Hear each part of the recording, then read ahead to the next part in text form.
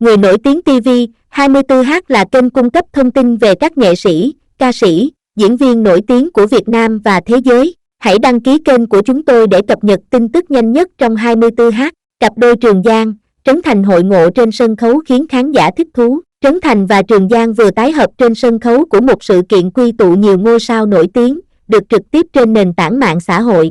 Theo đó, ông xã Harry Uân là MC trong khi Trường Giang là khách mời lên trao giải thưởng. Hình ảnh cặp bài trùng thách thức danh hài năm nào hội ngộ trên sân khấu khiến khán giả có mặt không khỏi thích thú. Trong lúc phát biểu, Trường Giang đã xin tạm ngưng chương trình để gửi lời cảm ơn đặc biệt đến Trấn Thành. Hồi nãy giờ quý vị thấy người rất mệt, làm rất nhiều việc trên sân khấu, đó chính là Trấn Thành. Cảm ơn Trấn Thành buổi tối ngày hôm nay. Cho tôi xin phép 62 giây để nói chuyện với Thành một tí, một người đồng nghiệp rất là thân. Trường Giang cho biết, Trấn Thành đã nhận xét anh không biết nhiều về công nghệ.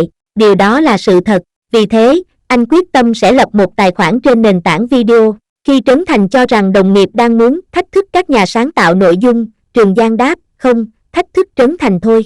Nội dung sẽ là Trường Giang làm gì thì Trấn Thành phải làm đáp lại. Ví dụ Giang nấu bún bò, Thành phải nấu phở hay hủ tiếu. Giang nấu cơm chiên lốc xoáy, Thành làm cơm chiên Dương Châu. Sau đó, Trường Giang đã tiến về phía Trấn Thành để chốt đơn. Ông xã Harry Uân cũng vui vẻ đáp lại nhưng nhắn nhủ rằng hãy làm ít thôi. Lúc này, Trường Giang hài hước cho hay nội dung đầu tiên sẽ là cân ký cơ thể.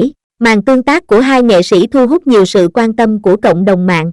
Phía dưới bình luận, nhiều fan nhắc đến mối quan hệ của cặp đôi vì trước đó xuất hiện tin đồn cho rằng họ bằng mặt không bằng lòng, cạnh tranh ngầm. Tuy nhiên, thông qua đoạn hội thoại của cả hai trên sân khấu, có thể thấy mối quan hệ giữa Trấn Thành và Trường Giang vẫn tốt đẹp, sẵn sàng hỗ trợ nhau trên nhiều lĩnh vực. Hiện Trấn Thành và Trường Giang là hai nghệ sĩ hài đắt sâu, sở hữu lượng fan lớn. Họ từng hợp tác ở nhiều tiểu phẩm hài, ngồi ghế giám khảo nhiều show giải trí. Có sự nghiệp phát triển, hôn nhân viên mãn nên Trấn Thành và Trường Giang thường xuyên bị khán giả đưa lên bàn cân so sánh, thậm chí là những tin đồn tiêu cực. Trước đó, nhiều lần fan soi ra cả hai thường không xuất hiện trong những dịp quan trọng của nhau như đám cưới hay lễ ra mắt phim.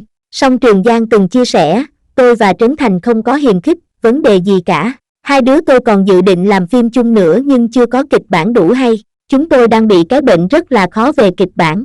Bây giờ mà làm kịch bản dở thì tội cho khán giả và chính mình. Hai nghệ sĩ đến ủng hộ lẫn nhau khi mỗi người khai trương quán ăn mới. Tuy nhiên, Trường Giang cũng rất thẳng thắn khi từng thừa nhận giữa anh và Trấn Thành cũng có những cạnh tranh. Nhưng đó là trên tinh thần cạnh tranh công bằng, nhìn vào nhau để làm ra nhiều sản phẩm tốt hơn phục vụ khán giả. Trong bài phỏng vấn với chúng tôi năm 2022, Trường Giang thừa nhận bản thân không giỏi bằng Trấn Thành, vì thế anh luôn nỗ lực qua từng vai diễn. Trấn Thành giỏi mà, giỏi về nhiều thứ chứ không phải là web drama không đâu. Trấn Thành giỏi về điện ảnh, âm nhạc, MC. Trường Giang thì không giỏi bằng Trấn Thành nên tôi sẽ cố làm mọi thứ tốt nhất mà thôi. Về phim được nhiều người đón nhận hay không thì phải do ông trời thương nữa. Dĩ nhiên đây là món quà của Trường Giang mà thôi, Trường Giang chia sẻ. Về phía Trấn Thành, anh cho biết giữa anh và Trường Giang phấn đấu, ganh đua nhau theo cách công bằng, rõ ràng, giúp cả hai cùng tốt và thành công hơn. Nam diễn viên cũng khẳng định cả hai rất hiểu nhau và không hề có mâu thuẫn hay rạn nứt.